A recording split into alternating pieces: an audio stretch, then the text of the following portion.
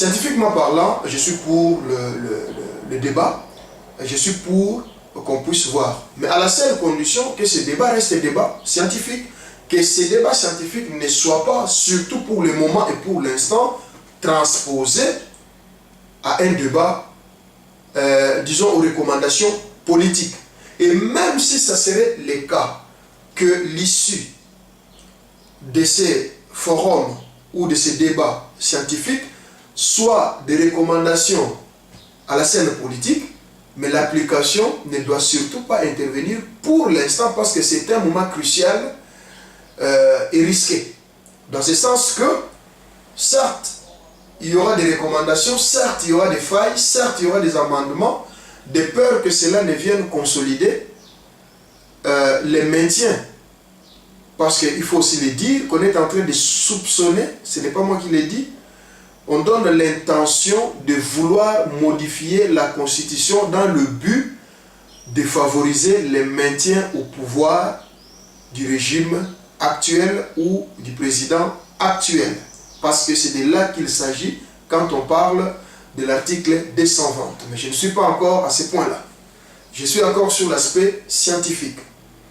Donc moi je me dis, pendant ce débat, durant ce forum, ça nous permettra de mieux comprendre cette constitution, ça nous permettra de vulgariser en même temps cette constitution, et ça nous permettra en même temps de voir la réalité de la faisabilité ou de l'applicabilité de cette loi par rapport à notre pays. C'est très important de se ressourcer aux réalités de son pays. J'ai toujours donné l'exemple de ce que nous venons de vivre. Le président Obama qui a débarqué au Sénégal et qui a fait une recommandation ou une demande au gouvernement sénégalais, et nous avons tous suivi ce qu'a été la réaction du président Macky Sall, qui a dit c'est bien bon, le monde évolue, la mondialisation, la globalisation, mais hélas, nous avons nos coutumes et mœurs, voilà qu'il faut aussi respecter. Donc c'est pour dire qu'il y a vraiment un enjeu très important là-dessus par rapport à ces livres et à ces documents. Donc c'est vraiment enrichissant qu'on puisse, si vous voulez, en discuter et en débattre, pas discuter du livre, hein, mais de la Constitution, faire les points, faire les bilans, savoir où nous en sommes et s'il faudra éventuellement les modifier, dans quel terme, dans quel cadre. Donc ça reste juste une discussion scientifique sans répercussions politiques, surtout pour la législature actuelle. Voilà ce que je pourrais donner comme avis sur le plan scientifique. Je dis bien sur le plan scientifique. De l'autre côté, c'est sur le plan politique. Donc, M. Bochab a une deuxième casquette. Il est le secrétaire général du parti au pouvoir. Et à ce point, eu égard aussi à cette publication, les politiciens disent, lui prêtent l'intention d'ouvrir le débat au fin de modifier la Constitution pour la finalité de favoriser ou d'ouvrir la voie au maintien au pouvoir de la présidence actuelle qui est, il faut le dire, à son dernier mandat constitutionnellement parlant. À ce point, je pense que le débat n'est pas non plus exclu, mais simplement que les politiciens doivent faire un débat avec un franc jeu. Parce que fini ces temps-là où les politiciens cherchent à dribbler la population. On peut faire un débat, on peut arrêter des clauses, on peut même recommander des choses, mais à appliquer à un certain moment donné de l'histoire. Ça, c'est possible. Ce n'est pas que aussitôt dit, aussitôt fait. Et sur ce, moi, je dis qu'on ne doit pas fuir le débat. Ce que j'ai remarqué, tout le monde s'est dirigé directement vers l'article 220 de la Constitution.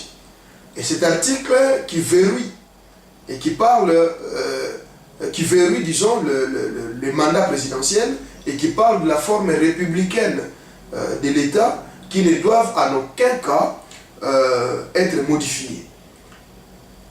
Chers amis, laissez-moi saluer le professeur André Mbata.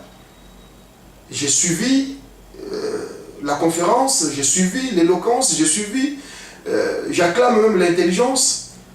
Mais il y a un aspect qui m'a marqué sur la conférence qu'avait donnée le professeur André Mbata, c'est l'intervention d'un étudiant.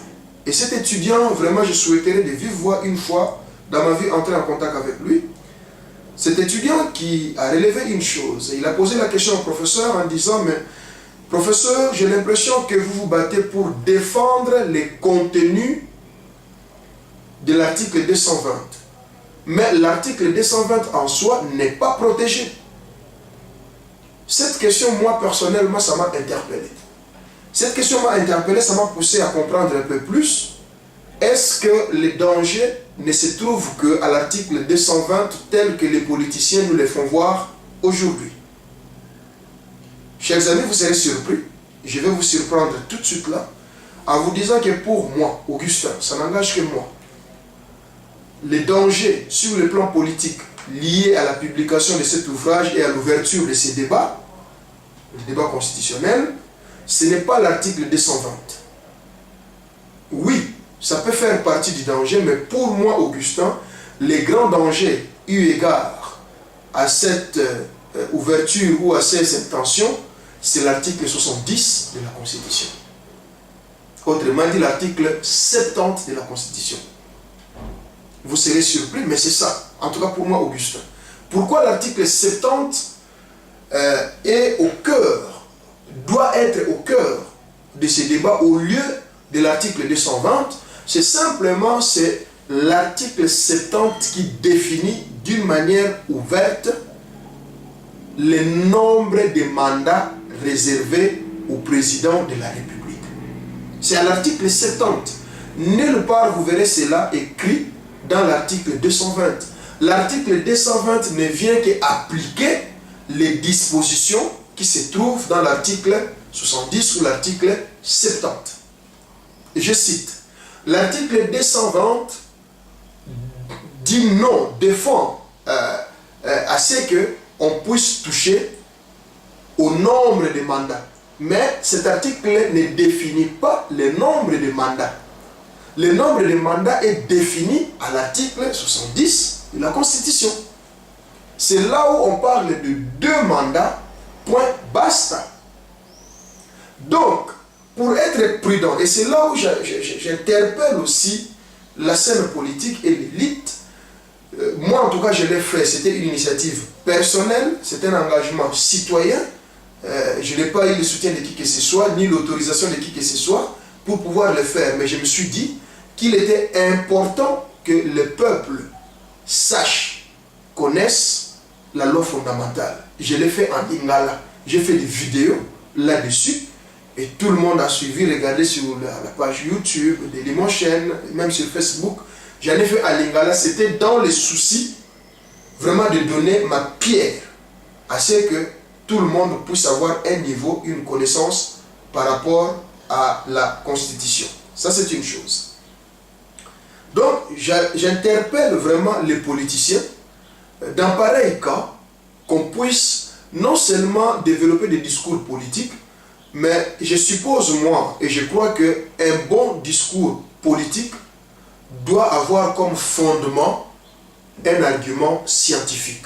C'est comme ceux qui prient, les chrétiens disent que la prière efficace est celle qui est basée sur la parole de Dieu.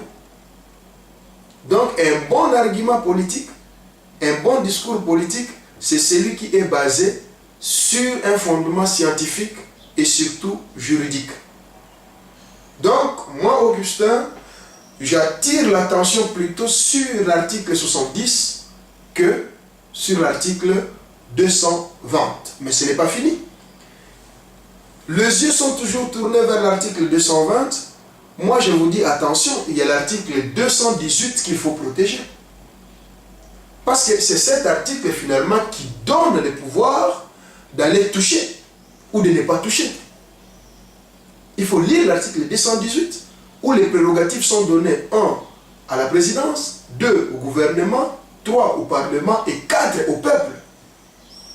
Et là aussi, il y a une interrogation qui arrive. Je me pose la question, pour moi, la Constitution, c'est un instrument au service de tous.